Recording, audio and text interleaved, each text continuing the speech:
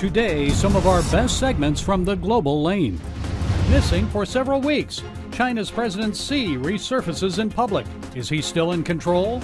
China's President Xi Jinping expands his Christian crackdown with a new restrictive law targeting missionaries. HHS Secretary RFK Jr. orders a review of the potential dangers of the abortion pill. Gaza genocide? Think again.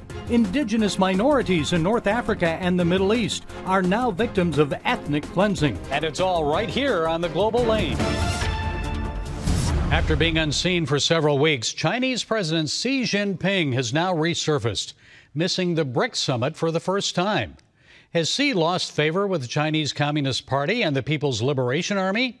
Joining us to share his thoughts is China analyst with the Gatestone Institute, Gordon Chang. His most recent book is Plan Red, China's Project to Destroy America. Gordon, the CCP's political bureau took steps late last month to lessen Xi's authority, giving him more power to, or actually giving more power to central commissions.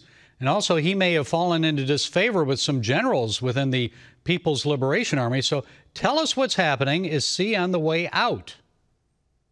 Xi Jinping certainly is weakened, Gary. And we can see this most clearly in the Chinese military, where Xi Jinping loyalists are disappearing.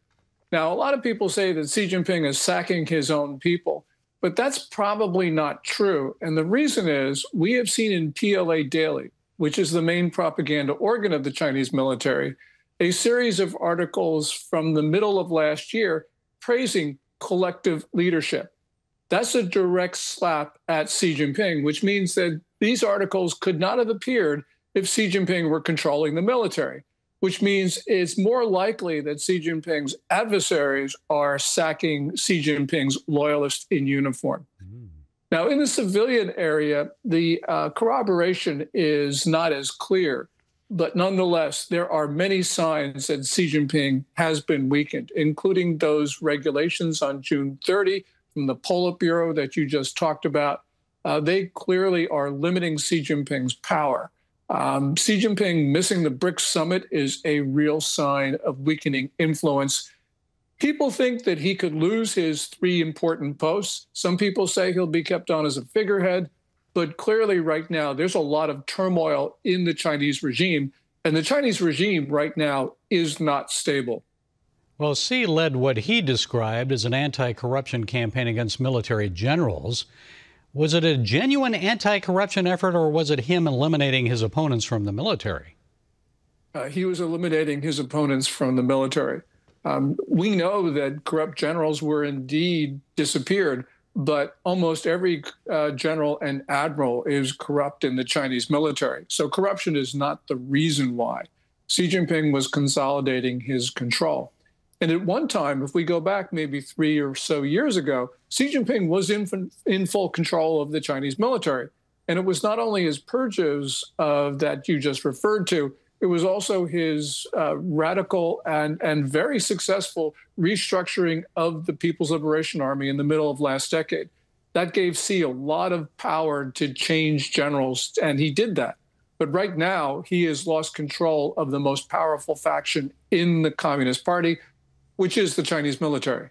Gordon, you and I discussed, I think it was probably 9 years ago, he was given a special leader status, only previously given to Mao Zedong. And then term limits were thrown out. He's now, I think in his unprecedented 3rd term as president and Communist Party general secretary. So would he voluntarily step down or be forced out? Why?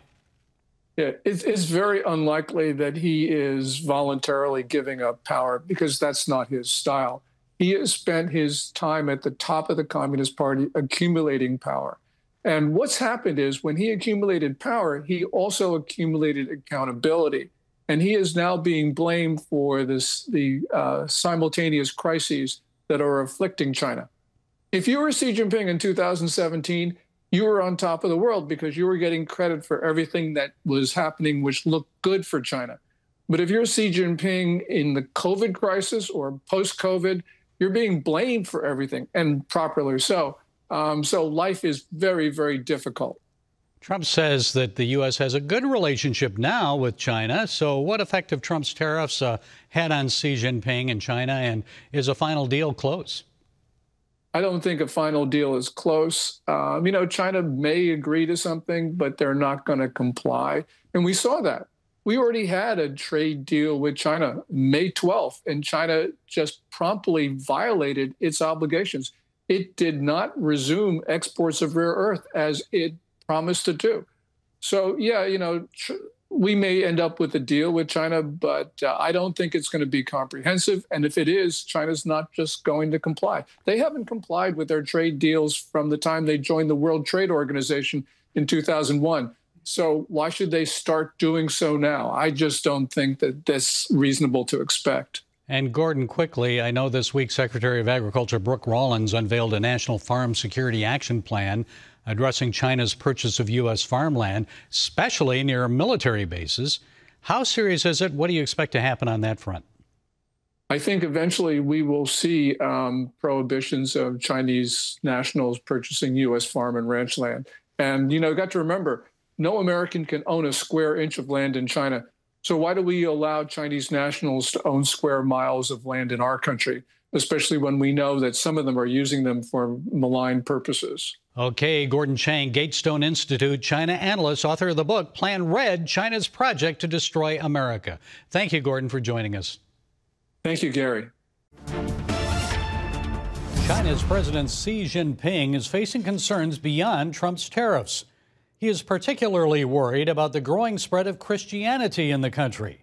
In response, he's implemented a new restrictive law aimed at Christians and the missionaries who serve them. International Christian Concern President Jeff King brought this development to our attention. He joins us now with more. Jeff, this new law took effect May 1st. Tell us more. How does it make life worse for missionaries and Christians already oppressed by the Chinese Communist Party? Yeah, Gary, it's a great question because, on the surface, it does make life tougher for those that are in the country and trying to spread the faith. So that's the bad news. It's a law that's in a long list of laws that have come under Xi's rule. And here's the bottom line. None of it really makes a difference. So you can make life tougher for the missionaries, but that's not the beating heart of the Chinese church. No matter what he does, the church grows and is triumphant. It's an incredible story. Well, then, how are Christians in China responding to this? Are missionary organizations calling their missionaries home? I haven't heard that yet. There are some, but in general, look, most of them operate under the radar.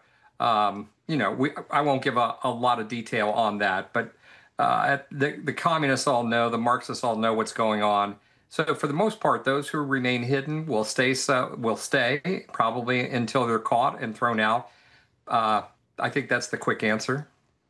Well, I mean, it's just an ongoing pressure that's continuing here from the CCP. And I understand in Henan province, authorities are now offering rewards to people who report Christians gathering in unregistered house churches. They've always encouraged neighbors to snitch on underground churches and notify police when they witness Christians evangelizing on the street. But this seems a bit different now. Tell us more about that. Yeah, well, that is the case. And it definitely is an increase in pressure, an increase in paranoia. And it's part of how communism honestly destroys cultures. This goes back to the Soviet Union. And, when you think about a whole populace that's spying on each other, and it creates paranoia, et cetera. Look, in the end, the church grows best when it's growing in the dark. When the chains are applied, that's what makes the church grow. So that is happening, the greater surveillance. There will be greater surveillance, but the Christians have a long history of dealing with chains and oppression. And again, nothing stops them. It's such a great story. Well, it seems like the communists misunderstand, the officials misunderstand that you shut down a building. They think they're shutting down the church, or you stop a missionary or so. But as you had mentioned, it just grows. I remember Samuel Lamb told me how the church grew when he was imprisoned and just continued to grow. And then he looked at me and he smiled and said, persecution's good for church. What do you think, Jeff? Oh, my gosh. What a great example.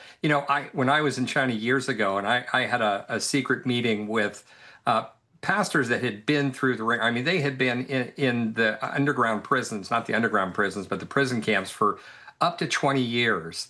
And I said, "What's your biggest worry?" And they said, "Our biggest worry," and they were in a time of lessened restrictions. They said, "Our biggest worry is that the pastors under us, the ones we're mentoring, are not being attacked. They're not being hunted down and tortured and killed like we were."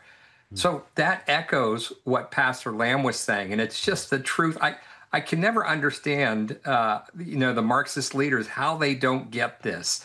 The more you press down, the more the church spreads. And the official government, the three self-patriotic churches, are involved in the Sinicization of Christianity. It really is disguised as a government effort to advance unity in Chinese society, but it seems like its true goal is to eradicate the Christian faith in the country. So what do you think about that, what they're doing? Oh, absolutely. What a great point. That's absolutely true. And for those who don't know, there's an official Chinese church. So the Marxist officials are always pressing the underground church to move into the open three self church. But as you said, this is just, it's a vehicle for control. And you have to look at Xi as a leader like Mao. So he's created this massive cult of personality. So if you go into one of these churches, you have his picture displayed, his thoughts in a book are spread around. It's a bit craziness. And the underground church stays away from this. And they're like, you can lock me up. You can put us all in prison and torture us. We're not doing that. The church will remain free. Well, despite this negative news, it seems the Chinese church has an opportunity to win more people to the faith as Trump's 145% tariffs kick in. Factories are closing. Chinese workers are losing their jobs. So what about that opportunity? What do you think? Oh, my gosh, Gary, it's unbelievable. I think the masses don't know the extreme amount of tension that China is under right now. And it's really Xi and the Marxists are under. And we're getting near what could possibly be a tipping point for the Marxist state. The masses are fed up. They are marching in the streets, especially the students. Huge rallies going on calling for democracy. But when there is that pressure, when there is that pain, that's when people feel the need. So they're looking to democracy, which would be a wonderful thing. But what they really need is faith. And that, as you said, is an open door for the believers to spread the faith. Okay, a time to be praying. Jeff King, International Christian Concern President. Thank you, Jeff, for keeping us informed on developments in China. God bless you. Honored to be with you, Gary. U.S. Secretary of Health and Human Services Robert F. Kennedy Jr. has ordered the FDA to review regulations regarding the abortion pill, Mifepristone. Kennedy suggests that the potential dangers of the pill to women's health may be much greater than what was originally stated by the FDA. During recent congressional testimony, Kennedy stated that, at the very least, the label should be changed to include a warning about these dangers. However, a question arises. Should this drug be banned altogether? It's currently being trafficked across borders into states where the abortion pill is banned. Joining us to explain more is Emily Burning. She's co-founder and president of the pro-life group Let Them Live. Emily, first explain to us why Kennedy wants this review of Mifepristone. Yeah, I think it's a really important thing that he brought up. So recently there was a study that came out, a brand new study that collected data from insurance claims, and it's from the Ethics and Public Policy Council.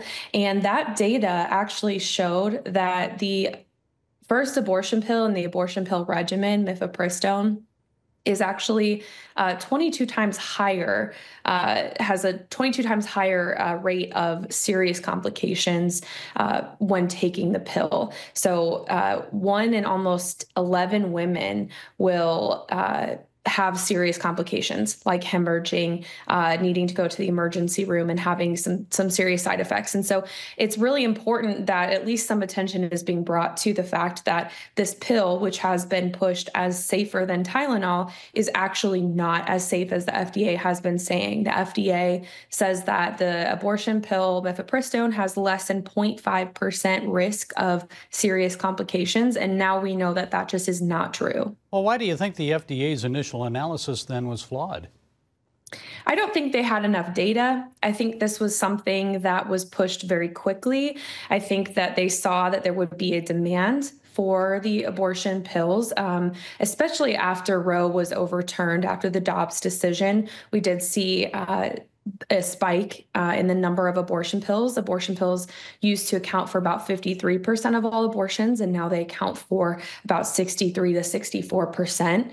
And I don't know that they actually took the time to understand the serious side effects. They did some clinical trials, but we all know that clinical trials don't necessarily translate to the real world. So women have been put at risk because the FDA did not do a good enough job in actually understanding the real risks of this pill that they're pushing. Not to mention the risk to the baby, but tell us how easily these pills are trafficked into states in violation of state laws.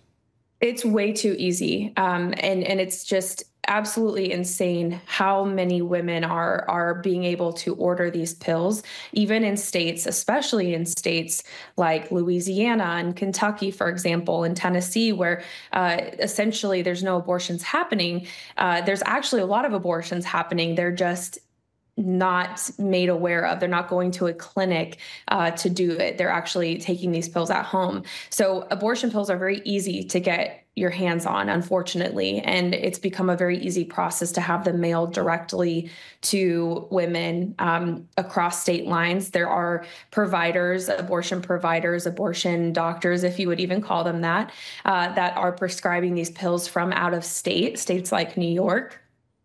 Into states like Louisiana, for example, despite there being a law in Louisiana against it. So it's really problematic. It's causing a lot of issues, not only with women, but it's just crossing a lot of lines legally as well and ethically. I think doctors have a moral and ethical responsibility, not only to their patient and both their patients, especially if a woman is pregnant, but to also make sure that women aren't in danger. And if they're prescribing abortion pills via telemedicine and not actually seeing their patient and seeing the woman and confirming she doesn't have an ectopic pregnancy, for example, then the abortionist is really just putting her life in danger. Well, I guess the solution then are lawsuits. That seems to be happening already. But how about abortions overall? Not only the abortion pill, there were more than 1 million abortions performed in this country in 2024. That's an increase of about 12% since 2020. And I must point out in 2020, we were in the midst of a pandemic. So what needs to happen to reverse the trend since the Dobbs decision by the Supreme Court?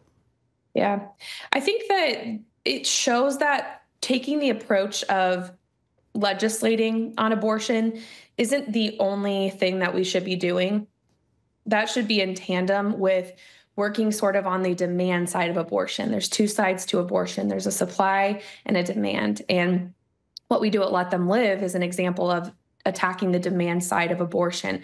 Why are women seeking abortion in the first place? What is it at the root that is causing people to go seek abortion, have abortions, support abortion? And I think that just proves that we need to have a cultural shift in our country and in the world, especially since we have seen increases in abortions since the overturn of Roe.